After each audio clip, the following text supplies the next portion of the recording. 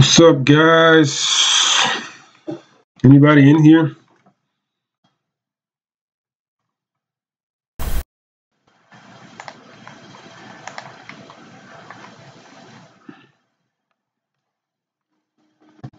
Oh, let me get out here. Let's go watch this.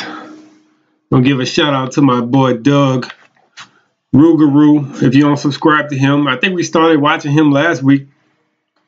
We opened the video, the live stream with his channel last week. He was catching some speckled trout.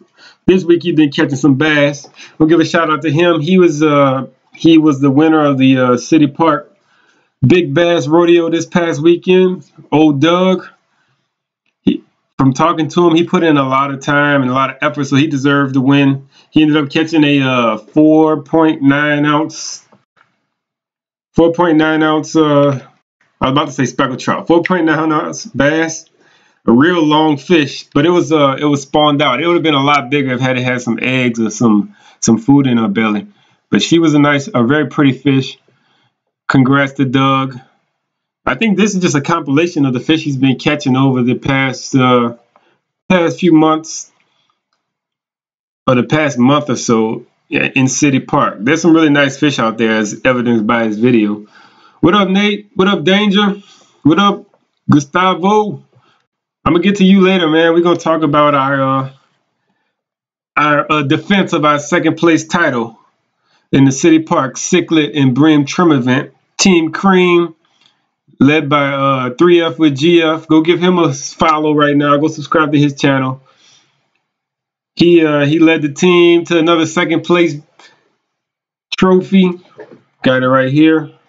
Yeah, I told y'all we was gonna get second place. Oh, look at that. But yeah, we got second place in the Cichlid and Brim Trim event. There weren't many cichlids caught. I think we caught 4 cichlids out of our 15 fish stringer. The cichlids have been kind of hard to come by. It's weird. I think it's still just a little bit too early for them to really come out and bite. But we did pretty good. I think we did slightly better than last year. But Team Camo won again. Team Camo is like the New England Patriots of that event. They win every year. I don't know how they do it. They got their strategy and they're always on their A game. But what do we have? We had 3.41 pounds. That's what we weighed in. 15. No, what did we weigh? We weighed 11 perch and 4 cichlids, and we had 3.41 pounds. And I believe that the team that won had 4 point something pounds. What up, Jeremy? What up, Danger? Yeah, overall, it was a great day. The weather was beautiful Saturday at the rodeo. There's a pretty good turnout. It wasn't super crowded. We still had, there was still space to fish.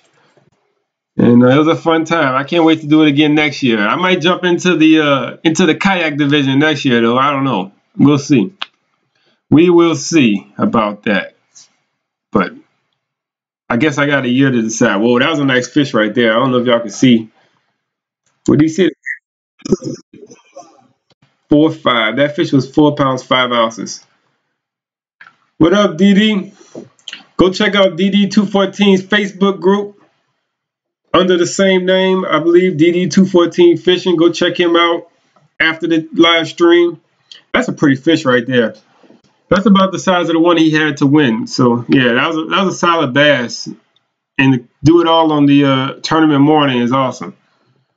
But yeah, we had a good time. Who came out? Colin came out for the team. I want to thank Danny for coming out. Danny came out and joined the team, and he actually caught the 2 biggest fish of the day, I believe. He caught 2 nice cichlids. So he came through in the clutch for us. And yeah, it was a good time. It was a good time. I also scored a good deal on some tuna poppers at the little flea market thing they got set up. So yeah, next year y'all guys got to show up. Y'all got to come out. Let's have some real friendly competition out there. Yeah, that's another nice one. Old Doug. He won the Big Bass Rodeo this year. All right, what else I planned on talking about today? But today I was going to get into a little preview. We're doing a kayak tournament today. On Saturday, it's the Double Trouble Team Tournament. It's going to be hosted down in, I think I talked about this last week a little bit. It's going to be down, it's hosted by the Bayou Coast Kayak Fishing Club, and it's going to be based out of the Pointe-a-Chin Kayak Rentals down here. Man, it's not even on the picture. What's going on? Down here, Pointe-a-Chin Kayak Rentals. That's going to be where the weigh-in is on Saturday at 2. What up, Percy? You in town, bro? I got the boat going. We could go. We need to go, bro. But yeah, it's based out of Pointe-a-Chin. You can fish anywhere in Terrebonne and Lafourche Parish, and you have till, I believe, 12 o'clock on 12 o'clock on Friday to sign up. I believe 12 noon on Friday. I think that's the cutoff. Don't quote me on that, but that's at Bayou Coast FishingClub.org or something like that. That's the website. You need to go to sign up. It's an interesting format. It's going to be a 2-man team. The stringer is going to be 5 trout and 1 redfish per team member, and then those fish will be combined to those 2 stringers will be combined to decide the winner, the team with the heaviest weight. What up, Francis? Where we fishing, man? Where you been pre-fishing? Let me know where they at. I've been getting reports, good trout reports all over. I've been seeing lots of promising reports. Terrebonne Parish is pretty big, so you can fish cocodrie all out here in Dulac and Dularge and all that stuff, I believe, too. So it's a huge area you can fish. And then down in Lafourche Parish, down LA1. Down LA1, all the way out in Grand Isle. Well, I guess you can't fish Grand Isle because that's not Lafourche. So I guess you can fish up to like right here, somewhere up in here. But I didn't think about that. I was planning on fishing Grand Isle. I forgot that's Jefferson, though. That's not Lafourche. But I'm going to be fishing with my brother. He's going to be my teammate. And so I guess what I planned on talking about today, I'm going to show y'all what I'm going to rig up for the tournament. You fishing pack, Francis? That makes sense, man. It makes sense to fish strategy-wise. It makes sense to fish closer to the weigh-in. That way you don't have you get more time to fish and more chance to catch that big one. Like if you were to fish way down towards Grand Isle, like off of Highway 1, Fouchon, Elmer's Island area, then you would get encoding overload.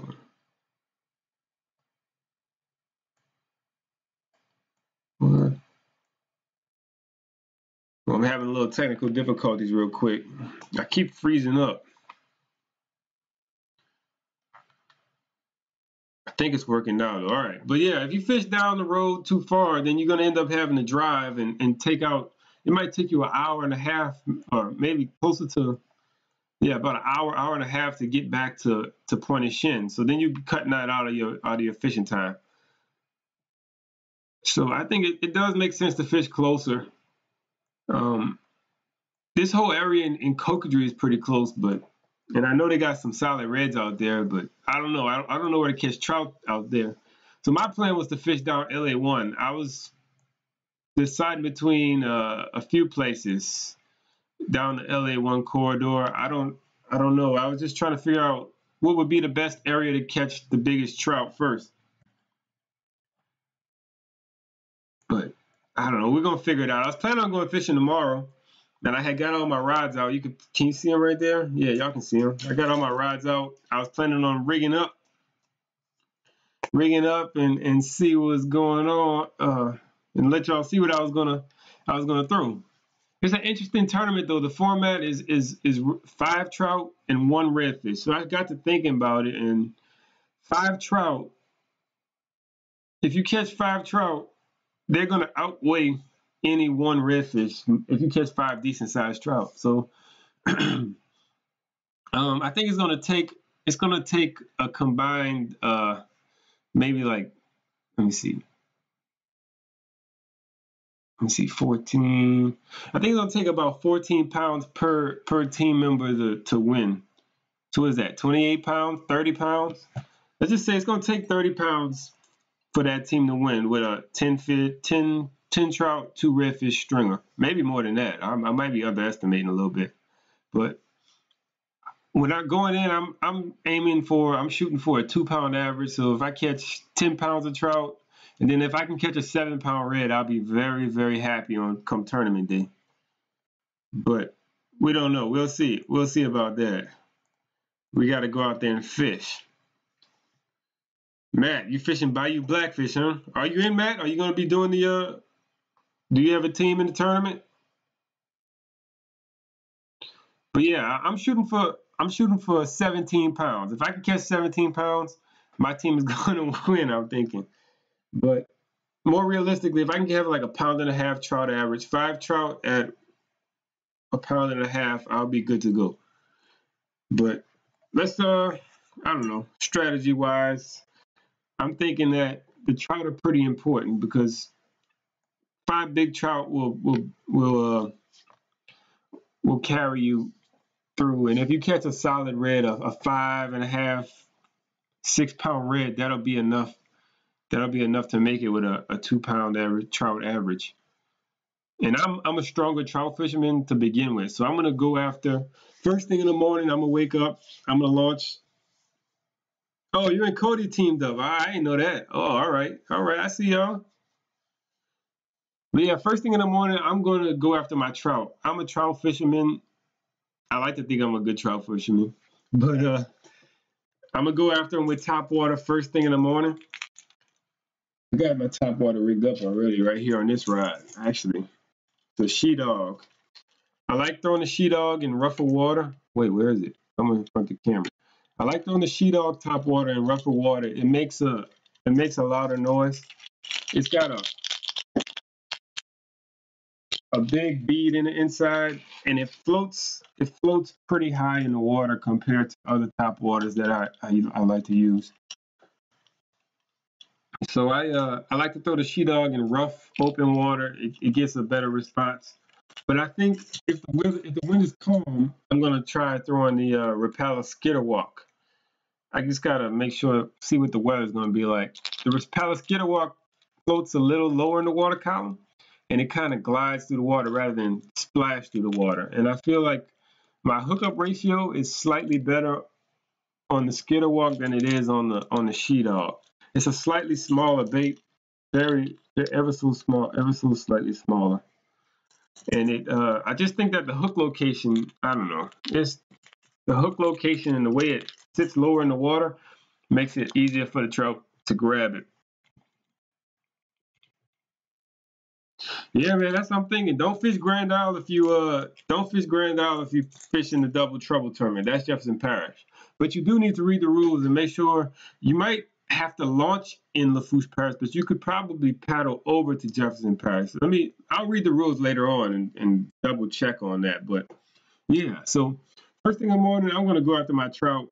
I'm gonna try to get the biggest bag possible of trout, but I'm still gonna give myself a cutoff time. So I think weigh-in is at 3 p.m. If I still haven't read the rules, so don't quote me on this. Usually weigh-in is at 3 p.m. That's the latest you can be back at the weigh-in. So I'm gonna give myself a good, and I think launch is at 5:30. So I'm gonna give myself till about 9 o'clock to catch 5 trout. It shouldn't take me that long to catch 5 trout.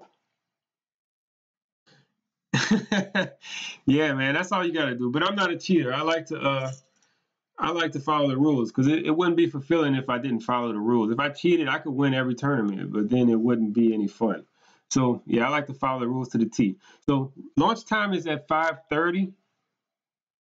So I'm gonna get out on the water at 5:30. I'm gonna be pedaling to my spot as soon as I can, and once I get to my spot, I'm gonna fish hard for trout till about 9 o'clock. I'm gonna give myself like I said, my goal is to catch a 2-pound trout average. So if I catch 5 casts and I catch 5 2-pound trout, I'm gonna go red fishing after that.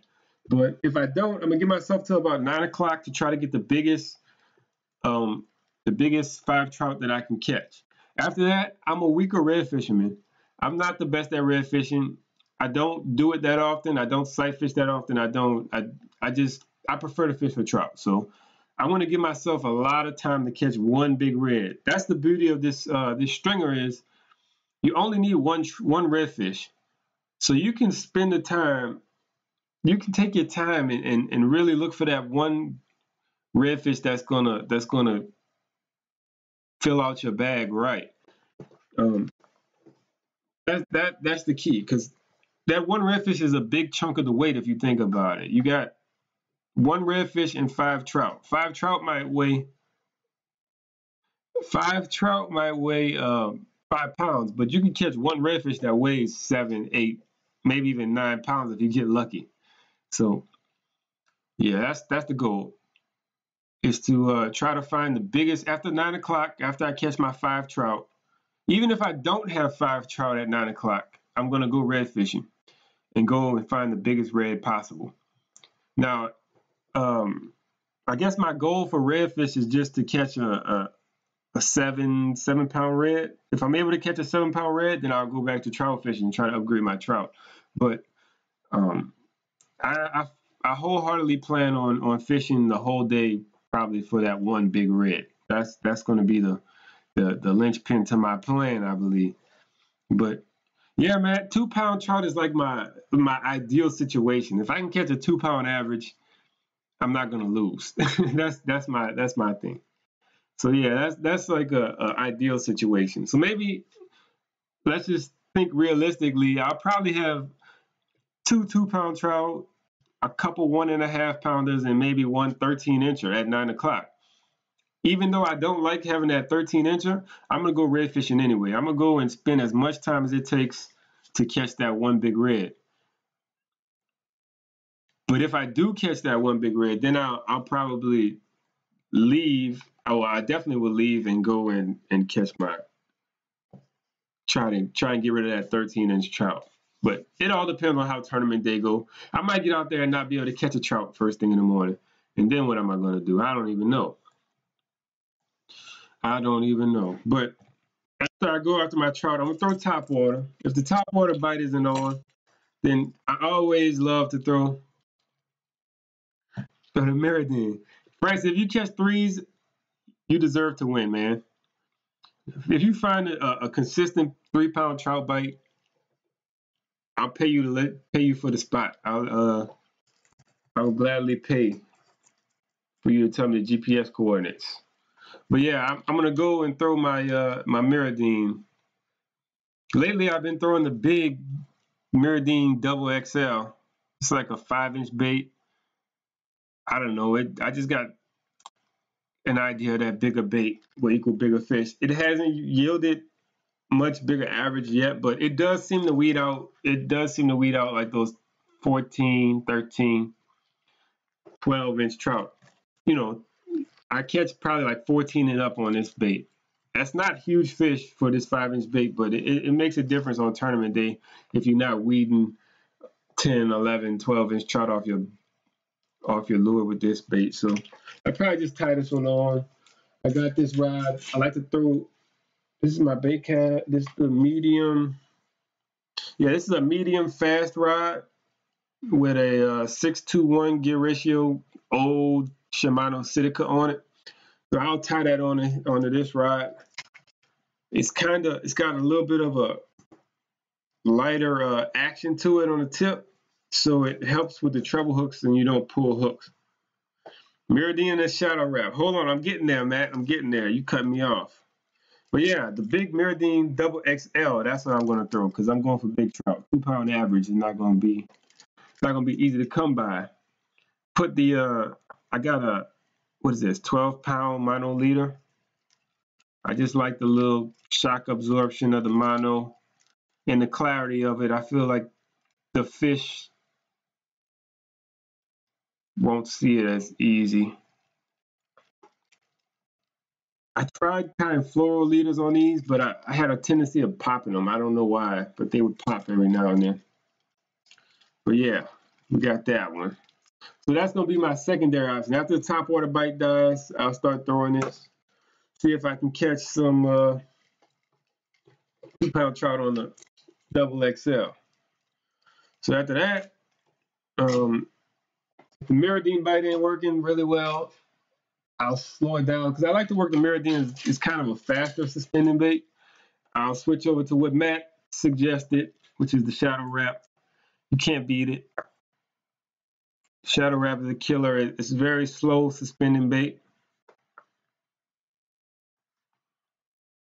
And it's deadly for the trout.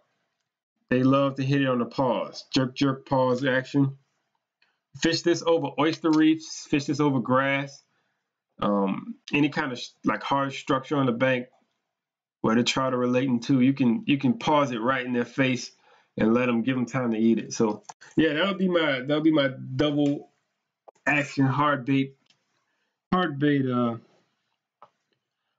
tandem that I'm going to throw at them if they're not really committing to the top water for long. I know they're going to hit the top water early, but probably, I don't know, they could hit the top water up until 9 o'clock, but sometimes it ends earlier than that, and you got to go subsurface.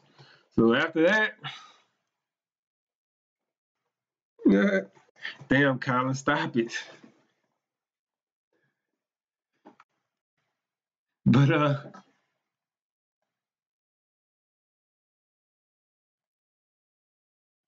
after that, I don't know. By that time, I should have 5 trout on the board. I should have my 5 2-pound trout.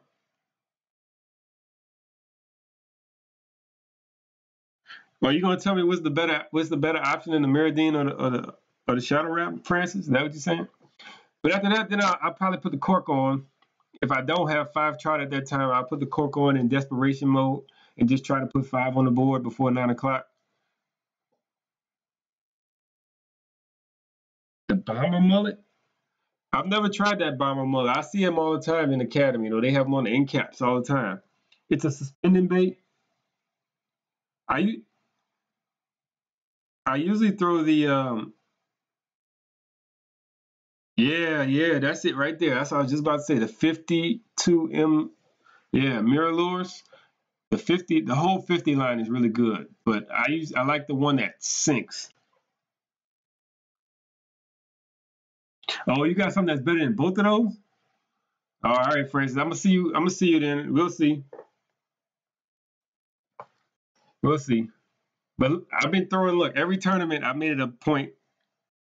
The last 2 tournaments, Minimalist Challenge, they gave us this hollow body swim bait, and I super glued it onto that medium dead grip jig head. I think it's a 3/8 ounce. So I threw this at Minimalist Challenge. I caught all my fish on it, and then at Trout Challenge, I think was that the name of it? Trout Challenge, I threw it, and I caught a couple upgrades under the cork. So if it's like 8:30 and I don't have 5 trout, I'm gonna go to the cork. And I got my Zook rod, suspended slow sinker. Yeah. So that's what the Mirrodine is, pretty much a suspending slow sinker, lipless. But sometimes that profile, that mullet profile, that longer shape, sometimes that is what they're keying in on, and they'll hit that better than the pokey shape of the Mirrodine. I've definitely noticed that sometimes. Usually in Lake Pontchartrain this time of year, springtime, I'll get on a good bite on the Mirror Lure 52, the sinking one, the fast sinking one. It'll sink to the bottom in like 1 foot per second. But that one's deadly. A lot of guys trawl with it, but I like to cast and retrieve it. But yeah, this hollow body swim bait from Minimalist Challenge. That's what I've been throwing under a cork, and it's still holding up. I think this was a Berkeley bait. It's like a 5-inch hollow body swim bait, slightly bigger than what most guys are throwing, like the 3-inch matrix shads or whatever.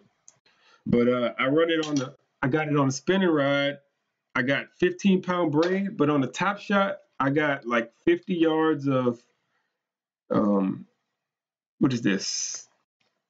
17 or 20-pound monofilament. So I like to run my corks on monofilament. It doesn't tangle as much and stuff. So I'll run my braid so that I can cast far, 15-pound braid. And then on top of that, I'll tie like a Alberto knot, a double uni knot, and I'll spool up like 50 yards a leader. so that I got a nice long leader to put my cork on and pop the cork with. So yeah, that's my third option. So then, all right, let's say, all right, it's 9 o'clock now. I done went through all those baits.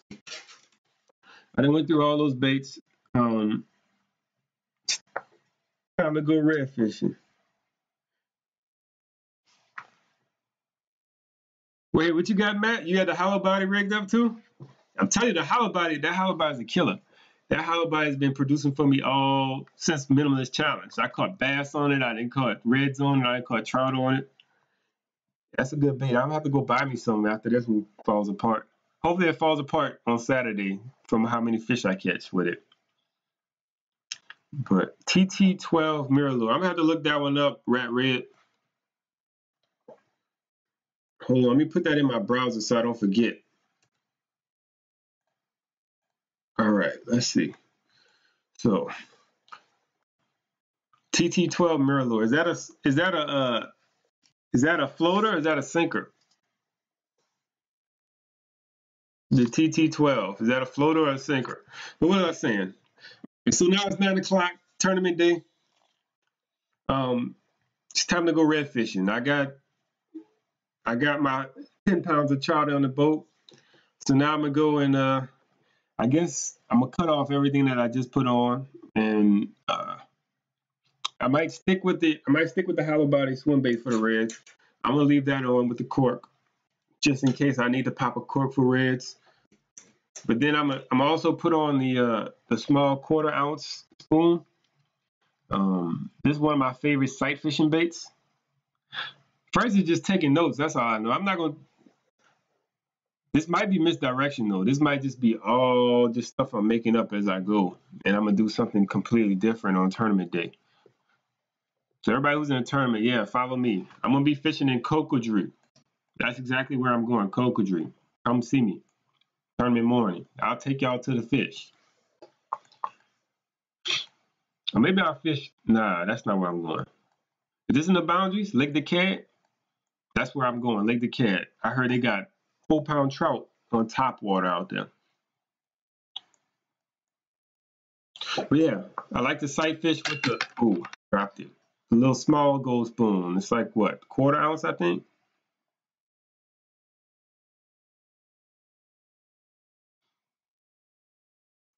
Yeah, it's one of my favorite sight fishing baits. It's very light on the entry, and you can't go wrong with a gold spoon, no matter when or where. Yeah, go check out Backfish page. He makes some good videos. Lots of pretty consistent. Oh, can you use live bait? You can use live bait? I'm about to go read the rules. That's what we're gonna do next. But yeah, gold spoon, sight fishing with that. Hopefully I can find some clean water on Friday. I'm gonna go do a little pre-fishing Friday. Man, you probably win, Francis, if you do that. Live cockerel minnows and dead shrimp under the cork for the redfish. You probably kill everybody. I didn't realize you could use live bait. Let's go read the rules then. Let's go look at the rules real quick. Let's see. Da, da, da, da, da. Man, I'm gonna have to buy Colin. Anything goes? Colin, you gotta use shrimp. One of us gonna use shrimp. I might have to use bait for my redfish. I'm not a good red fisherman. Y'all don't know. Y'all don't know. I'm not a good red fisherman. I'm gonna use bait for my redfish. I'm gonna find like a big school and just drop my shrimp down there. All right, let's see. It's team tournament. You must stay in sight. Here we go. Here's the rules. You must stay in sight of your team member at all times.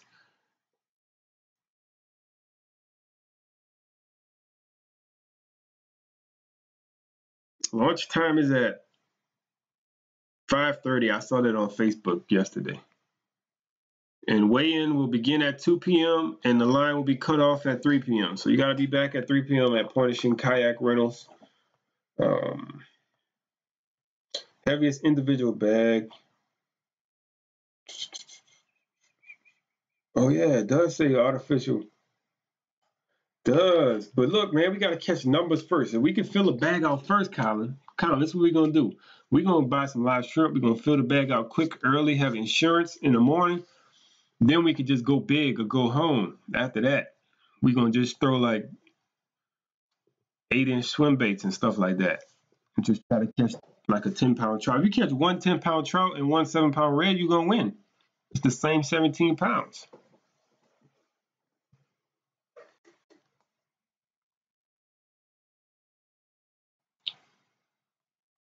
But yeah, I'm looking forward to this tournament. This is a new format that I've never done before, and I think it suits me. It suits me well because me and Colin, and no matter who I'm fishing with, most of the time we're pretty much team fishing. So I think it's going to suit us well, and we're gonna have a decent showing if we can catch some fish, man. I don't know. I don't even know where any fish are down there. I haven't fished Lafourche Parish since. I haven't fished Lafourche Parish since Fall Minimalist Challenge, and I haven't fished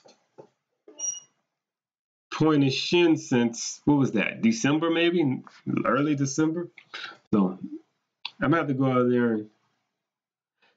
there and do some scouting. Ooh, where the trout at?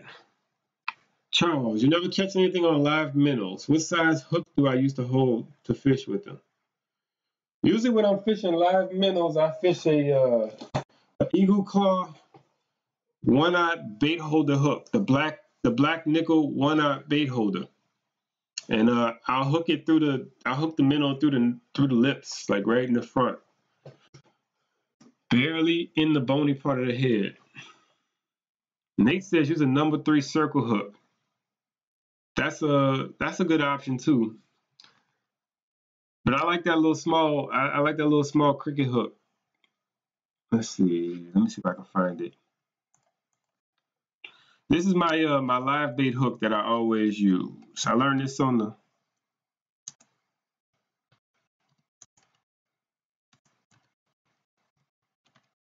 What up, Felton?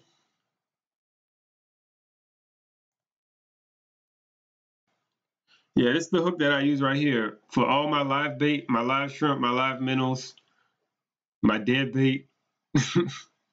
It's a really strong, small hook, and it works really well for me. But yeah, it's a size 1, not a 1/0, size 1. Eagle Claw. This exact one right here with the little bait holders on it. That's the man. That's the one. What is a number 3?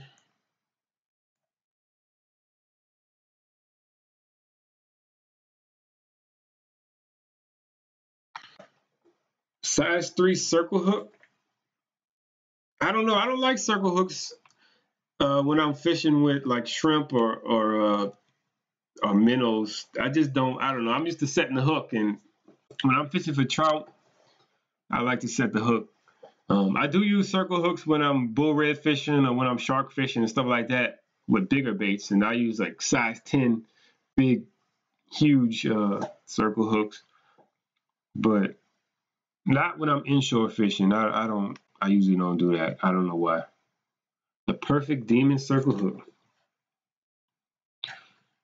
Yeah, man, I rarely use bait. That's the thing. Like if I'm using bait, I'm usually just hanging out at the camp or something like that, or just messing around. Or if I am using bait, I'm using like a 10-inch mullet trying to catch a shark or a bull red, something big. I very rarely use bait for trout and reds. But I think Charles is primarily a bank fisherman, so you got to use whatever you can to catch the fish when you're on the bank. I definitely, if I was a bank fisherman, I definitely would use bait more often. Anybody got any questions? Anybody got any fishing stories? What trout baits do I use? Oh yeah, I guess I was just talking about that. I like to use the what's it called? I like this time of year. I like She Dog, blue and chrome, or a bone color, or I like just like a natural silver or gold Rapala Skitterwalk, the saltwater version. But I also like in the springtime, I throw this Mirror 52. Hold on, we're about to see all my different. The 52 M18, I think that's it. I'm pretty sure that's it. I like to throw this bait right here.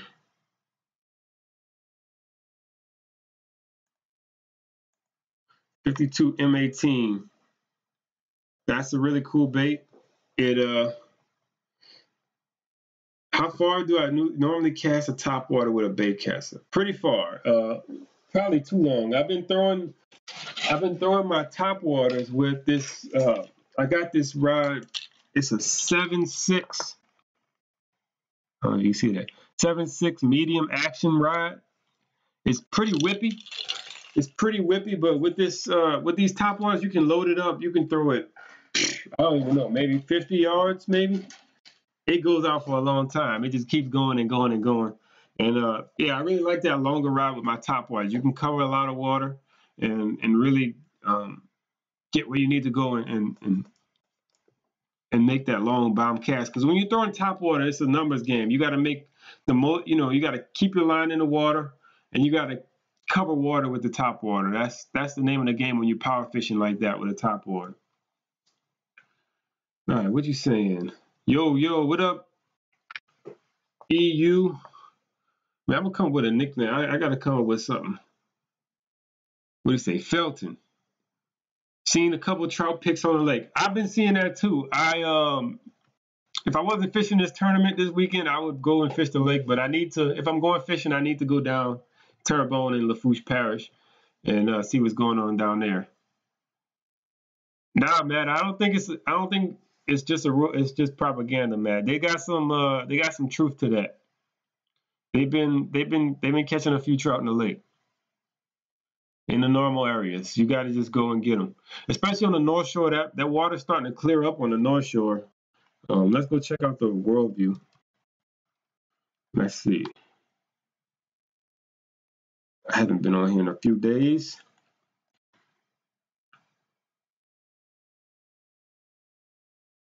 Wash. All right, Wash. That's your new name because your username is kind of unpronounceable, man. I'm sorry. It's like there's no way to even shorten it. It's just all right, Wash. You Wash from now on. All right, where we at? Next question, Charles. Again, I'm going to do Bayou paddle this Saturday for kayak safety, and probably next week do a kayak charter. Cool, man. That's awesome. Yeah, you gotta keep learning, keep improving your skills. That's the only way you're gonna be comfortable going out and exploring and doing what you need to do to catch fish. So yeah, man, it's awesome that you're building up your skills and your knowledge the right way. I saw a good picture from yesterday, and this is from yesterday, April 2nd. You can see the water on the North Shore starting to clear up a little bit, and we had another north wind, I believe, again today. And so it cleaned up a little more. Like this is today. You can see the clear water is starting to creep on down towards the Wrigley's now, not just out by the causeway. So yeah, if you can find that clean patch, of water in the lake, you might catch some fish. But all right, what you talking about? The Hook 2. Yeah, I second Matt's opinion on the Hook 2. The Hook 2, if you're gonna get a fish finder for kayak fishing, make sure that's a high quality GPS model because that's what you're gonna use. The GPS is gonna be the most important feature on the unit when you're kayak fishing down here. A lot of times you don't even need to check the depth or the sonar or anything like that on a fish finder when you're in the marsh, Charles. So just find a unit that you can afford that has the best GPS maps. One that preferably can take an external card where you can get these satellite images onto your unit. so that you can really see where you're going. You can really see what's really there and what's not. Wash had a good time. Wash, you did go fishing this weekend, right? Sunday, he went on a charter out to Delacroix. So that's a good sign. If you look at this map, you can see Delacroix is very clean. Oh, so it has GPS, but you can't. Yeah, the satellite image is a game changer. If you're able to get that accurate satellite image, you can see so much. You can see grass. You can see clean water, grass beds. Yeah, that's the most important feature down here. Now I say, like, if we were bass fishermen, if we lived on, like, I don't even know, Toledo Bend or something like that, where you have like 50 feet water, 30 foot of water, and you bass fishing and you're trying to find a rock pile or something like that, then I would say that the fish finder, sonar, or side scan or whatever was important, or equally important as a GPS. But down here in the marsh, you don't need a depth finder that often. You don't need sonar that often. You really just need a GPS that's going to get you around and get you back home, which I don't have on my kayak, by the way. It's doable. It's totally doable without a GPS, but it makes it so much easier. It makes it a hell of a lot easier. I usually end up following the guy with the GPS when I go with people who have it.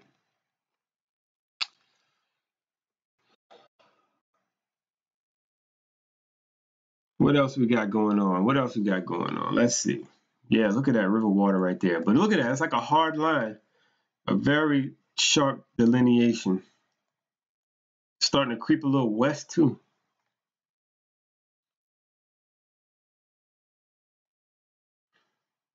GPS with maps meant the same thing.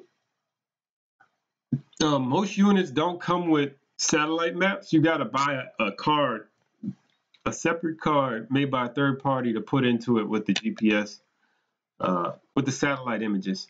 So that's the best way to go down here. Spend a little bit more, or save up a little bit more and wait, and get you one that's got the quality card reader. Oh, Gustavo's back. He joined us again. Yeah, that's what I use. I don't have a GPS on my kayak. I got one on my boat, but on my kayak, I made the mistake early on. I didn't know what I was doing, and bought just the regular fish finder unit. Now I do find that I use it in Lake Pontchartrain. I use my fish finder a lot, identifying like channel ledges or depth changes in Lake Pontchartrain. But everywhere else, I never use it. I never use it anywhere else, and I wish I would have a GPS to use it when I go in the marsh. A lot of times I'll get lost. I had to pull my phone out and use the maps on my phone, like Gustavo was saying. Oh man. Hopefully this weekend I'm able to pull another second place finish. I'm just gonna shoot for second place. First place is too challenging. But if I get second place, I'll be happy. I'll be cashing the check. So shooting for second place again this weekend. Me and Colin.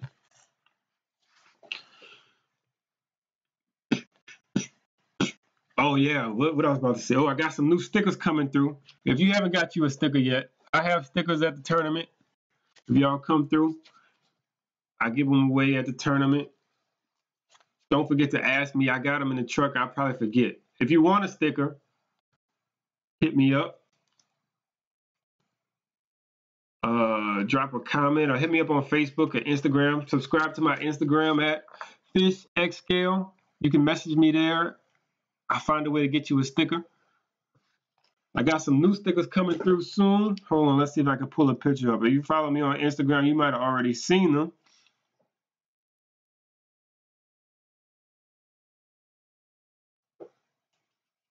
There it is. That's the new sticker. It's going to be a bumper sticker size. So those are going to be coming out next week. Maybe if you want to support, drop $1 on the super chat. I'll give you a sticker. But yeah, Felton, we gonna get together. I'll get you one. Helix 9. That's a nice unit. I have the Helix 5. I'm pretty sure. Hook 5, split shot transducer, and US inland maps. Yeah, that's a solid unit right there, Charles. It's got the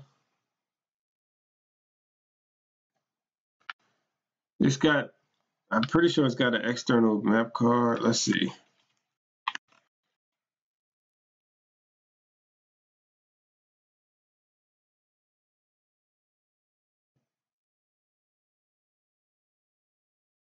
Oh no, this one doesn't. No, this model doesn't support add-on mapping. So you want to get one that supports add-on mapping where you can get the card. Felton, man, come get you a Mirrodine sticker. Anybody else wants a Mirrodine sticker? I'll throw y'all some.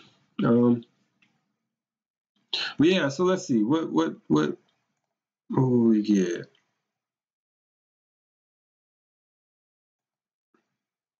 I guess Elite is the new models. I haven't looked at these on the ranch in a while. I have a Humminbird Helix 5. That's what I got on my boat. I'm really happy with that. It has the side imaging. It has an external map card, and it does pretty much everything. Everything you need to do is a very powerful unit.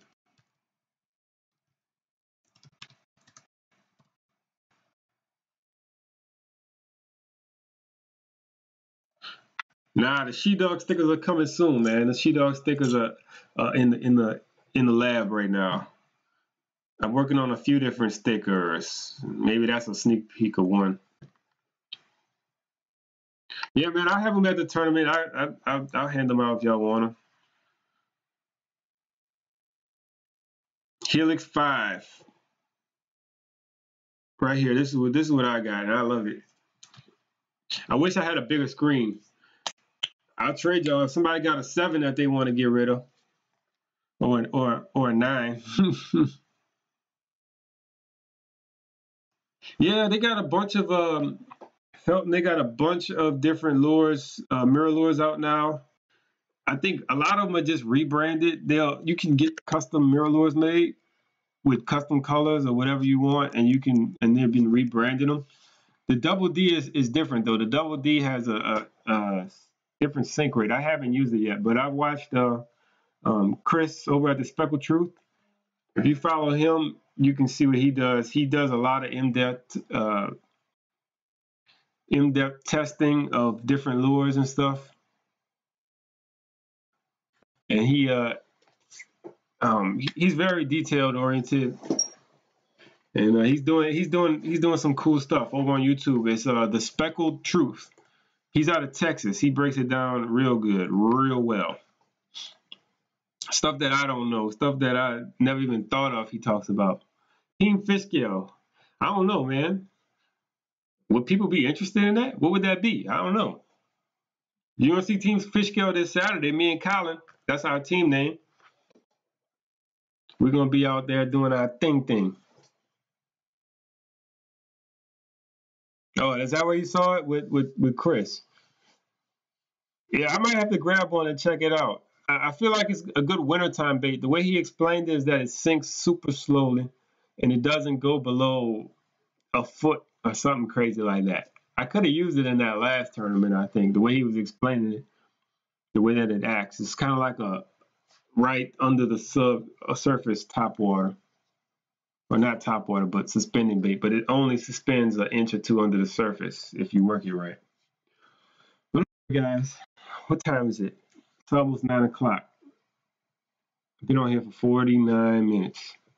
Anybody else got any questions? Shout out to Charles for keeping the chat alive. Shout out to Matt, you've been here for a while. Nate, been here since the beginning today. Thanks for coming out. Felton, coming through in the clutch. I'll see you guys next Wednesday. Hopefully I have good news on the tournament. I need a good topic to talk about. What y'all want to learn about next week? What y'all want me to research and talk about? What's been bothering you? What's been bugging you? I think I'm going to get Lake Pontchartrain next week. So probably next Wednesday, I'm going to be talking about how Lake Pontchartrain is all muddy and dirty. But we'll see. We'll see about that. I'll be fishing Friday. I don't know where. If y'all want to meet up and do the kayak thing, I'm gonna be bouncing around pretty crazy. I'm not gonna stick around anywhere very long, but we're gonna do a lot of fishing. We're gonna try to catch a few fish Friday. So if y'all got the kayak and want to meet me out Friday down Highway 1, hit me up on Instagram or Facebook there and get with me. Entry-level kayak fishing spots. Sounds like a plan. That's actually a very good topic, man, Charles. We're gonna do that. Yeah, go check out the Shags tent sale. Got some great deals. Already seen a few guys out there raking up on the dead grip jig heads, and I saw another guy with all kinds of stuff. But yeah, they got some solid deals. I was looking at it on Instagram. All right, next week's topic, we're going to talk about kayak launch spots for beginners in Southeast Louisiana. If you look at my map, you can download this. If you have Google Earth on your computer, you can find it. It's on Bayou Coast Kayak Fishing Forum. All of these points are all on their map. They even have like points in South Texas. I think what is this? Alabama, Tennessee. They got points all over this map that are all pre-made. You can just download them. It's the whole Florida. This is all boat launches, kayak launches. Crawfishing. Y'all want to go crawfishing? Maybe I'll make some time to go crawfishing next week. I don't know, man. Highway 1 is off limits. Nah, Lafourche Parish is in the boundaries, Matt. Hold on, don't. The boundaries shall include all of Lafourche and Terrebonne Parish. That's Highway 1, man. Just not past Elmer's Island. But all right, guys, I'm gonna get off of here. Crawfishing. I might try to go crawfishing. I don't know. We'll see. Thanks for coming out, guys. I'm enjoying doing these. I'm trying to improve them. Hopefully we get better with time. And I'll see you guys next Wednesday at 8. Have a good night.